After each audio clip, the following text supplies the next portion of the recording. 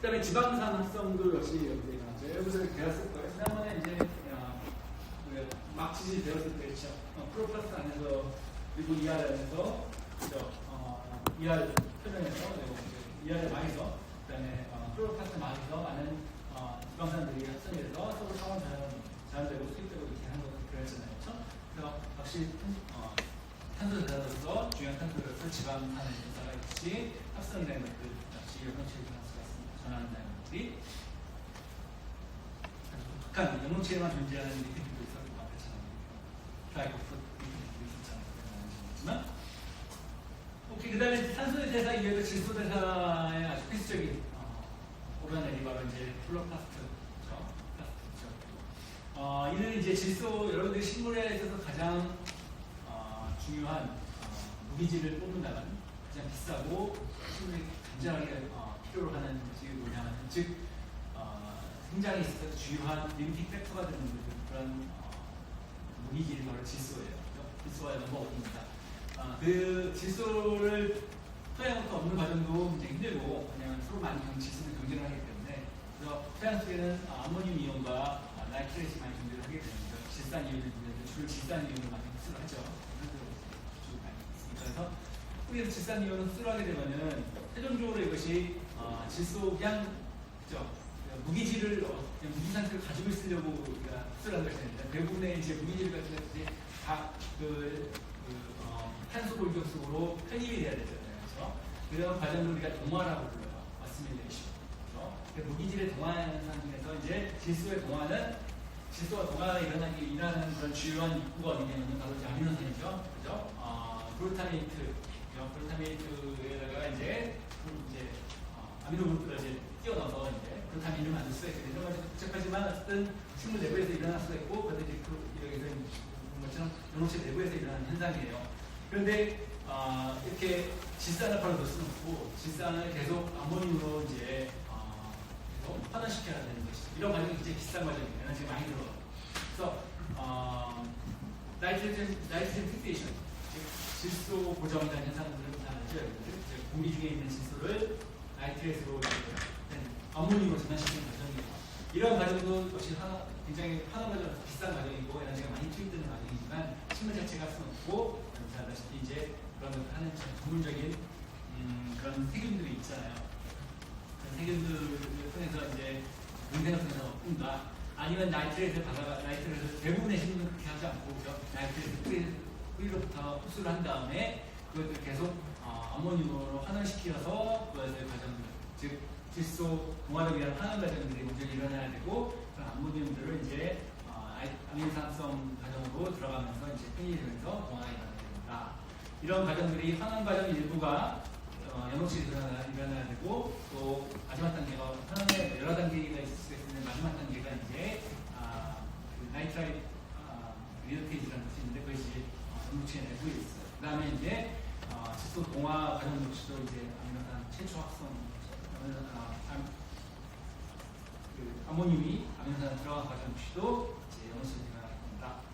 뿐만 아니라 이제 질소를 포함하고 있는 주요한 그런 베이스들이 있죠. 염기들이 있는 그런 뉴클레오타이드들 역시도 마찬가지로 이제 질소를 많이 포함하고 있는 대사물이죠. 역시 메타볼라이트인데 그런 피리딘 같은 것에 필요하죠. 그렇죠? 뉴클레오타이드. 그런 것들은 염기 부분들 합성하는 것도 역시 질소 대사 일부분이라고 볼 수 있고 그런 과정도 역시 영농체에 엄청나게 에너지가 많이 필요하고 제 영농체는 에너지가 많이 필요할 뿐 아니라 또 하나님도 많이 필요하고 이런 과정들이 NADPH 플러스 되겠던 과학성을 통해서 만들었던 것들이 타블릿는 것이죠. 그래서 많은 에너지를 필요하는 그런 과정들이 이제 영농체 안에 일어나는 질소의 정말 이런 황금 대사, 그다음에 수많은 또 세컨더리 메타볼리즘, 지금 이제 페니라닌 시작되는 이세대사 성분들, 수생가든지 아니면 텔레카노이드 같은 이런 것들이 다 이제 영농체에서 일부가 이제 관여를 하고 있어요. 그래서 엄청나게 중요한 생화 공정이라 이렇게 보시면 되겠습니다. 입장에서는. 그렇기 때문에 광합성을 안 하는 그런 수소체도 다른 일부 대사들은 역시 레이트들이 배우고 것처럼 역시 여러 가지 종류들의 색소체가 있을 수가 있고 그것들이 일부는 특정 종류들의 내사 기능에 더 특화되어 있는 그런 특수화된 그런 색소체가 있을 수가 있게 되는 것이죠. 그래서 가장 기본적인 형태는 크로플라스트임에는 분명하지만 그죠? 이들이 이제 식물 세포에서 환경에 따라서 또는 식물의 어떤 세포의 상태에 따라서 여러 가지로 서로 상호 전환될 수가 있게 됩니다. 그래서 색소체의 발달과 전환 과정을 좀 더 보도록 합시다. 어떻게 기본적으로 연료체가 있지만 연료체는 이제 빛이 있을 때 그리고 광합성이 활발할 수 있는 환경이 있을 때만 유지될 수가 있어요. 그렇지 않은 환경, 예를 들어서 식물이 너무 노화된다.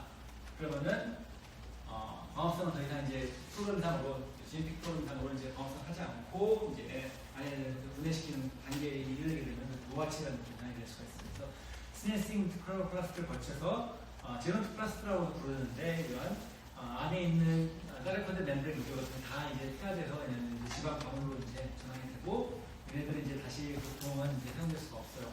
하지만 중간 과정까지는 이런 식으로 상호 전환이 가능할 수가 있고 마지막 단계까지 원형으로 되는 것이죠. 한편 이제 이런 것들이 스타일브나처럼 초기 상태로 들어갈 수가 있게 되는데 그것이 이제 초기 상태가 말하는 프로플라스티드라는 것이 전 생소체라고 부르는데 얘네들은 프로플라스와는 달리 내부 막구조들이 플래크가 거의 발달하지 않고 거의 드문드문 작은 멤브레인 조각들을 존재하는 걸 볼 수가 있어요. 물론 내막과 내막 여전히 존재를 하고 있는 걸 볼 수가 있고 그림에서 이제 무식도지만 이것이 이제 조금 그 크로플라스트로 전환되는 단계에서 전이 단계가 이제 말하자면 프로피드나 플라스티드가 되어 있는데 이런 단계에서 바로 빛을 쬐면은 크로플라스티드가 빛을 쬐서 빠르게 이렇게 전환될 수가 있는 거예요. 천천히 전환될 수도 있고 또는 빛이 어두운 상태, 식물 어두운 상태가 나는데 예를 들어서 꽃나무를 키울 때 어두워서 나와요. 꽃나무를 키우면 그 꽃나무 대가리 부분, 떡잎 부분 노랗게 된 두 개를 가지고 있는데 그 사이에서 나는 새로운 진짜 잎들도 역시 하얗거나 노란색이거든요. 베지색처럼 드러나는 그런 빛이 없는 동안 이렇게 다가 빛을 쬐고 갑자기 녹색으로 바뀌게 돼요.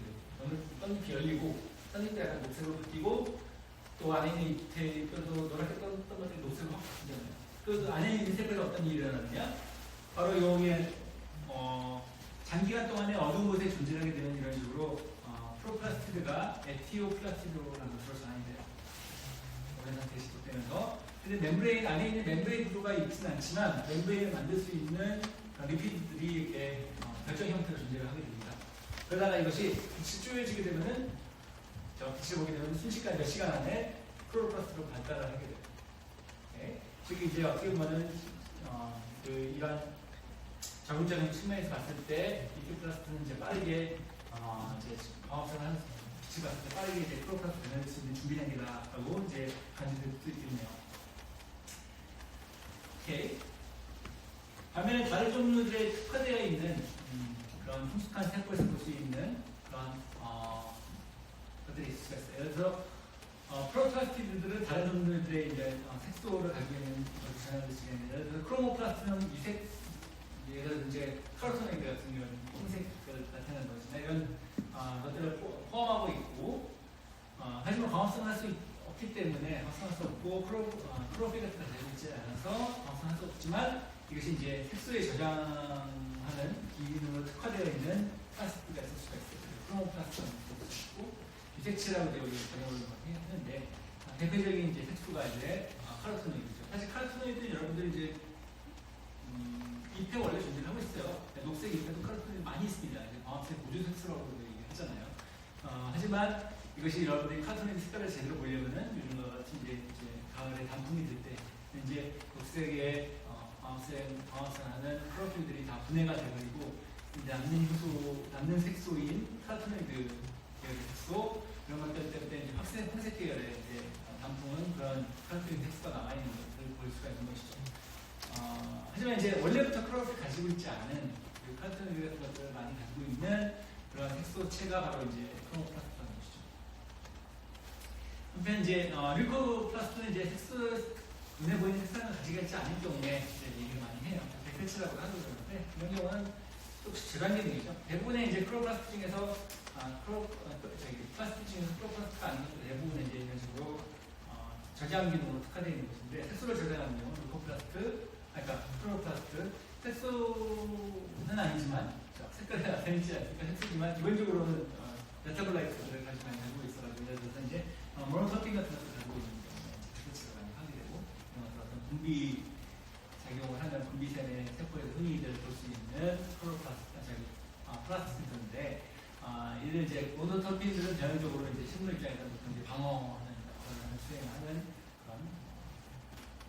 그런 물질이죠.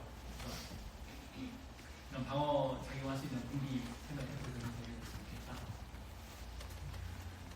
마지막으로 이제 가장 어떻게 보면 잘 알려진 그 크로플라스트를 제외하고는 가장 많이 들어갔으면 아미노플라스트 녹말치라는 것이 있죠. 이 녹말치는 이제 아까 본 것처럼 기본적인 크로플라스트 녹말을 가지고 있습니다만은 이것은 이제 전이적인 녹말, 즉 생겼다 없었다는 논문이고 아예 아미노플라스트는 이 녹말에 특화되어 있는 광합성 안 일어나고 열심히 녹말만 이제 축적을 하는 것이죠. 감자 전문, 감자를 생각하시는 거예요. 감자의 동위줄기, 튜버라는 것들은 이제 땅 속에 있는 줄기는 아니죠. 이들을 이제 광합성 당연히 수용할 수가 없죠. 그죠? 할 수 없어요. 염료체 없이 수용할 수 없지만 염료체 대신에 농화체를 갖는 것이죠. 그렇죠? 그럼 거기서 필요한 결국 농화를 만드는 당분이 필요한데 어디서 오겠어요? 이상하시듯이 지상부에 있는 잎에서 당분이 수송이 되죠. 스크로즈 형태로 수송이 돼요. 그죠? 스크로즈, 즉 글루코스 플러스 프룩토스잖아요. 그죠? 이 당류인 스크로즈 형태로 이제 체 같은 거 쭉 이제 땅속으로 내려가서 튜브에 들어가게 되면 튜브가 이제 터지죠. 제국이 없는 검자가 되는데 그 안에 많은 세포들 이제 색소체로 녹말체로 채워져 있어요. 녹말체보다 커다란 대부분이 이제 부피가 이제 녹말 덩어리로 이렇게 채워져 있는 것처럼. 근데 이제 NOC의 모양이나 크기, 형태 이런 것들 그리고 분열 이런 것들을 살펴봅시다. 우리가 보는 우리가 지금 이제 주로 식물세포 많이 얘기하니까 제가 하는 거죠. 일반적인 일상식물 특히 이제 톡식식물 같은 것들 대적이가 흔히 보는 톡식식물 같은 거 보면은 영양체가 여러 개가 있죠. 하나의 세포 안에 영양체가 있는 부위, 즉 광합성을 할 수 있는 잎과 같은 부위, 줄기의 일부 이런 식으로 이런 곳들에는 영양체가 많이 있고 보통 세포에 여러 개가 있죠. 수십개가 있어요. 또 오른쪽에 왼쪽에 있는 그림이 이제 그런 경우라고 생각하시면 되겠지만 사실 이것은 이끼의 크로플라스트를 보여주고 있는데 사실 세포의 개수나 모양이나 것들 크로플라스트의 모양이나 개수를 보면 사실 일반적인 좀 더 이제 나중에 지나면서 출현한 소추식물과 크게 다르지 않아요. 그렇죠? 그래서 보통 사이즈가 이제 4에서 마이크로미터 굉장히 크죠. 그렇죠? 크기보다 약간 작을 정도로 그냥 큰 마이토콘드리아보다 훨씬 큰 보통 일반적인 모양의 마이토콘드리아보다 훨씬 큰 형태를 가지고 있어요. 그리고 모양은 일반적으로 렌스 모양이다. 여기 나타나는 것처럼 그렇죠? 단면이 이렇게 길쭉한 모양, 타원형으로 이제 나타나는 렌스 모양이다. 이렇게 한천적으로는 이렇게 되어 있는데 좀 쉽게 된다. 크기가 그렇게 많이 커지진 않고 많이 줄어들지는 않고 이게 좋은 범위가 되는 것이죠. 그리고 이제 이것이 이제 분열을 통해서 증식할 수가 있고 그래서 이 개수는 늘었다나 줄었다 할 수 있어요. 그래서 쉽게다 반면에 이상식물이 아닌 다른 광합성을 하고 있는 많은 조류들 살펴보면 개수가 그렇게 많지 않아요. 대신 크기가 좀 커요. 물론 일반적인 그 단세포 조류, 단세포성 조류들을 보면 세포의 크기가 보통 식물의 세포의 크기보다 작기 때문에 그렇게 크지는 않지만 개별 염록체의 크기가 좀 더 클 수도 있고 여기 대표적으로 이제 예로서 클라이머를 보는 단세포성 녹조류의 모델종인 클라이미드 모나스가 있어요. 이것은 단세포성이고 보는 것처럼 이게 이제 편무도 있고 그렇지만 핵이 이제 동그란 부형으로 이제 안에 존재를 하고 있고 이 주변에 녹색 부분이 이제 클로로플라스트인데 이것이 이제 단면으로 나타났으니까 이렇게 보이지 마요바이브처럼 보이지만 그것이 이제 입체적으로 생각을 하게 되면 이제 컵 모양이다. 이렇게 보시면 되겠고요. 지금 이제 안에 동그란 그 핵이라는 구슬을 포함하고 있는 담겨 있는 컵이다 생각하시면 되겠어요. 전체적으로는 그 안에 이제 여기 이제 마치 무슨 핵처럼 보이는 그런 것들이 이제 피라노이드가 들리는 이것들 중에 칸덴세, 바이몰레큘러 칸덴세이트예요, 그렇죠?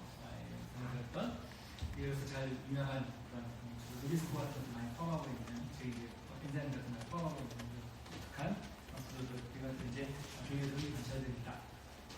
이런 거대한 상당히 커다란 사실 하나만 있기가 몇 개 안 돼요. 한두 개 정도 보통 이런 적은 개수의 영원체를 가지고 있는 보통 조류의 특징이라고 보겠습니다. 이 모양은 여기서 컵 모양이라고 했지만 다른 형태의 그런 크로플라스도 얼마든지 준비할 수 있어요. 예를 들어서 별쪽에 나타내는 것처럼 이런 식으로 열반씩 모양으로 되는 경우도 있고 또는 이제 많은 자기의 많은 인문적 큐블 모양의 수도 있고 네트워크 형태일 수도 있고 형태적으로 굉장히 다양한 유관체를 가진 것이다. 이게 나타나는 경우는 이런 식으로 조류 중에서는 이런 식으로 빛이 적당하게 비쳤을 때 이렇게 빛을 실제로 받을 수 있는 판 모양으로 되어야 되고 있다가 이것이 과다하게 가서 너무 적화될 수 있는 가능성이 있으면 이것이 쫙 앞으로 돌아가서 빛을 회피하는 형태의 특성을 보이는 이런 영문체를 가지고 있는 것도 있더라. 일반적인 식물세포에서 식물세포의 세포체의 수가 여러 개의 수치라고 얘기했는데 마이토콘드리아보다 좀 개수는 적죠. 일반적으로 그렇지만 이제 이들이 이제 조절될 수가 있죠. 그래서 혹시 자체적으로 분열돼요. 마이토콘드리아처럼. 하지만 보통 마이토콘드리아에 많은 이제 분열과 함께 이제 같이 융합이 되는 경우가 많이 있을 수가 있잖아요. 크로플라스트는 그런 경우가 거의 없어요.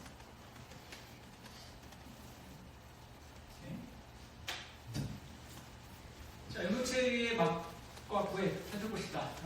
이미 다 알고 있는 부분일 거예요. 두 개, 아까 얘기했는데, 두 개의 외막과 내막을 가지고 있고, 그냥 제3의 막, 셀프 멤브레인을 가지고 있다고 했고, 반칙 멤버를 우려내고 있다. 그리고 노란색으로 표시된 공간을 스토마라고 부르고, 핵과, 유전체와, 크로파스 내부의 유전체와 라이보솜 이런 것들, tRNA 이런 것들은 다 이제 이 스토마 쪽에 노란색 부분이 있기 때문에, 기본적으로 많은 프로틴들이 거기에 존재하게 되고, 역시.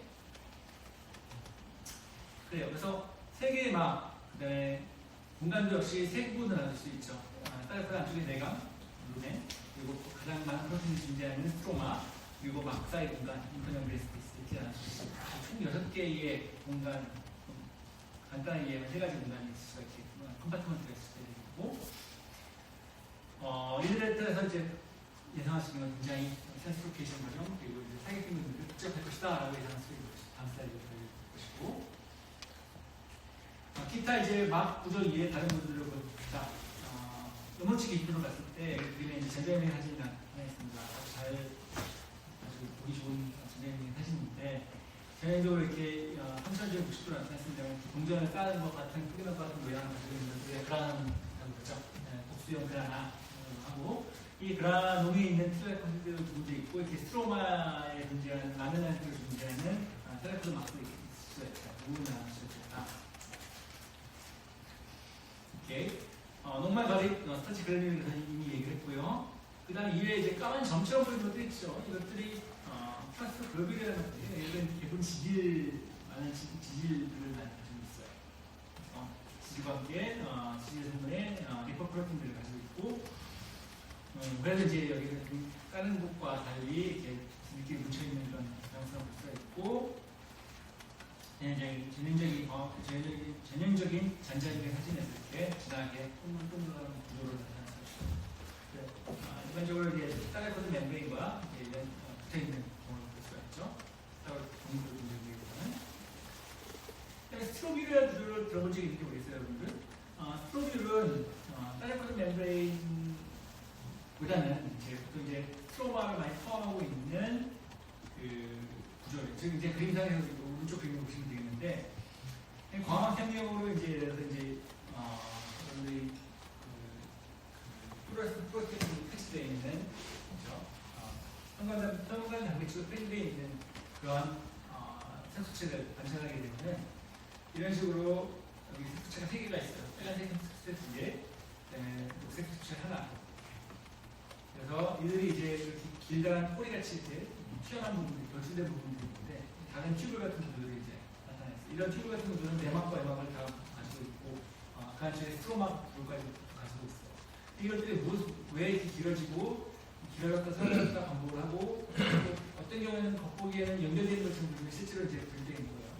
녹색과 빨간색이 섞여 있지는 않아요. 정확치 않은 그래서 이런 식으로 이렇게 마치 네트워크처럼 보이지만 이렇게 분리되어 있는 플로라플라스트를 불리고 이들의 모양들이 이제 외부 모양들은 이제 좀 다이내믹하게 바뀌는 수가 있다. 그래서 뭔가 이 사이에 물질의 교환 같은 게 일어날 수 있을까라고 생각하는데 꼭 그런 건 아니고 그래서 기능들이 정확히 몰라요. 실질적으로 보시는 다른 가령이 있고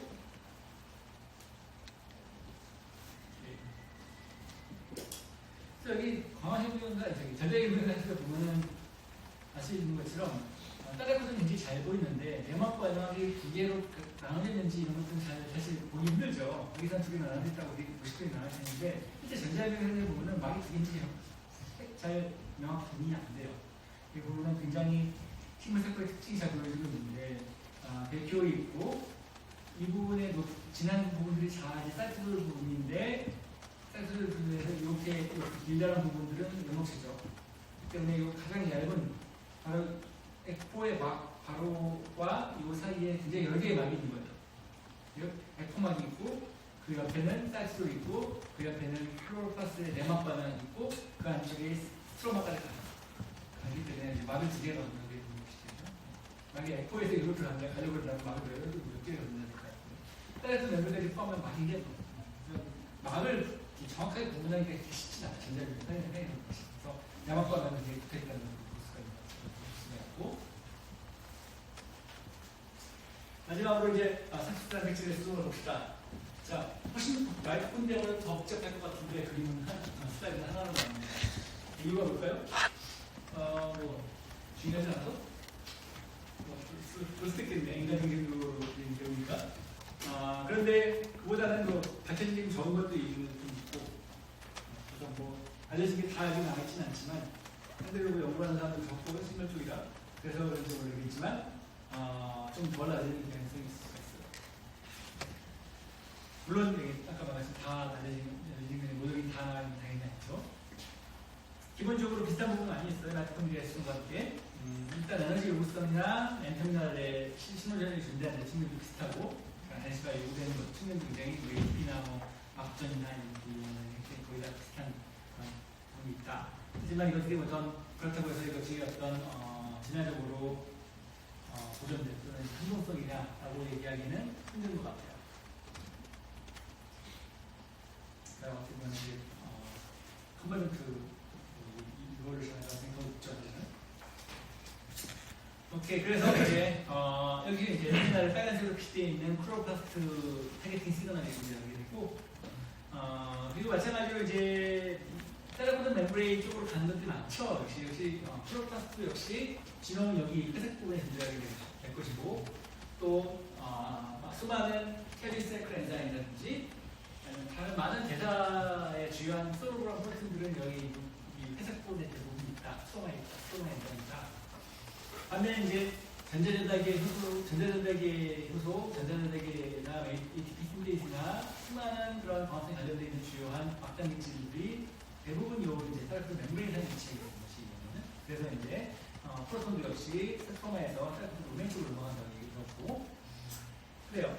그래서 이제 대부분은 어쨌든 두 개의 막을 통과를 해야 되고 대부분의 유클리드 지인들은 유클리드 지인에서 나온 프로덕트들은 폴리페펠 안쪽으로 이제 스트로마까지 일단 가는 게 대부분이다 생각하고 있습니다.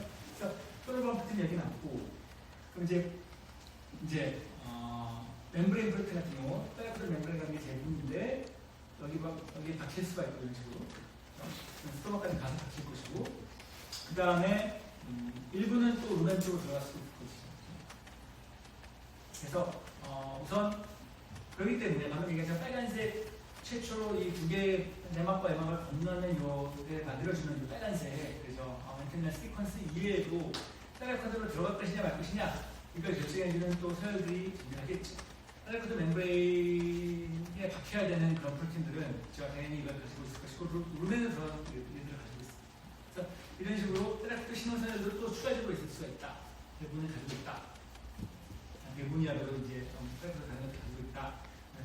그래서 이렇게 먼저 앞에 있는 것들 때문에 시퀀스가 잘라서 나가고 그러면 새로 이제 노출되어 있는 셀렉트 시그널 타겟팅 시퀀스가 존재되는 이제 막으로 이제 셀렉트 멤브레인이 허가가 되고 그 상세한 것들은 아래쪽에 나타났습니다. 그러니까 적어도 세 가지의 메커니즘이 셀렉트 멤브레인 타겟팅을 이렇게 일으킨다고 보고 있어요. 첫 번째는 그렇죠? 첫 번째는 색 패스웨이라고 되는 것이고 색 패스웨이 이름에서 유추할 수 있는 것처럼 그 박테리아의 이제 시크리션 패스웨이라고 되어 있어요. 그래서 그래서 이제 이쪽에 이제 박테리아에서는 이제 세포 밖으로 플라스마 멤브레인을 건너가는 것이죠. 하지만 이 경우에는 셀렉트 멤브레인을 풍부하는 형태로 이제 되어 있다라고 보시면 되겠고 이 경우는 ATP가 이제 ATP 우선이고요. 타겟팅하기 위해서 그다음에 프로톤의 그레이디언트 역시 필요하게 됩니다. 프로톤 멀티 포스를 필요로 하고 두 번째 패스웨이는 악서 패스웨이라고 하는데 악서 패스웨이가 별주 마이토콘드리아에서 기본적으로는 마이토콘드리아 인코딩 지인들의 진 익스프레션에서 나타나는 폴리페타이드를 이너 멤브레인에 박혀주게 하는데 필요로 해드리는 거지만 이것도 마찬가지예요. 그래서 이너 멤브레인 대신에 이 경우에 이제 셀렉트 멤브레인에 박히게 하는 것이고 그래서 악사 같은 그런 것들을 이용해서 이제 이 멤브레인에 박히게 만드는 것을 활동을 한다. 이 과정에 이것은 SRP를 또 관여하는 그런 패스웨이를 해요. SRP는 여러분들 뭐 많이 미아를 쓰는 거 있지만 미아를 쓰는 거예요. 근데 지금 나중에 보시면 SRP에 비슷한 패스웨이 비슷한 것들이 박테리아에 존재하고 있죠.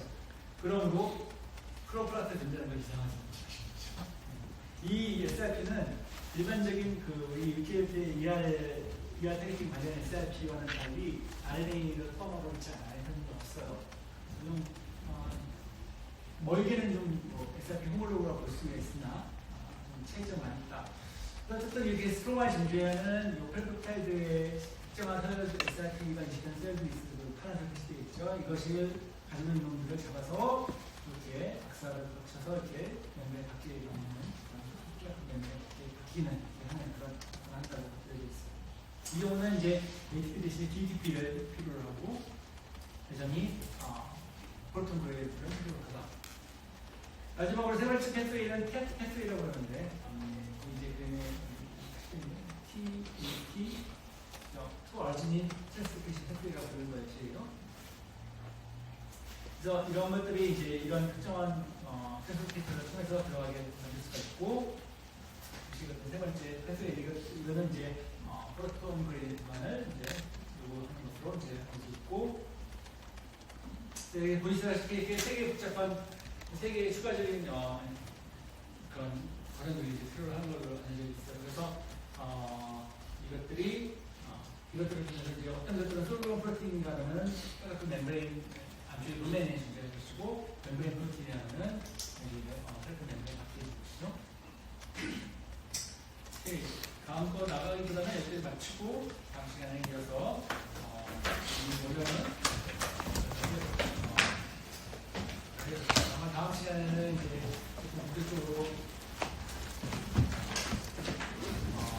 데스크 트래킹을 이용하는 ER에 들어간 다음부터 음식, 플러스 멤브레인, 시크릿 웨이, 또 다시 들어오는 엔드소을 통해서 들어오는 엔드소 패스웨이, 스타운 패스웨이, 라이징 패스웨이 여러 가지 경우들이 이제 많이 등장하게 될 거라서 이런 필수한 내용들을 처음 시작은 마찬가지로 쉬운 내용이지만 기본 내용이지만 복잡한 내용들이 많이 나오고 있을 거예요. 네? 다음 시간부터는 좀 이제 그러면 다른 것들 많이 들을 것이다. 수고했고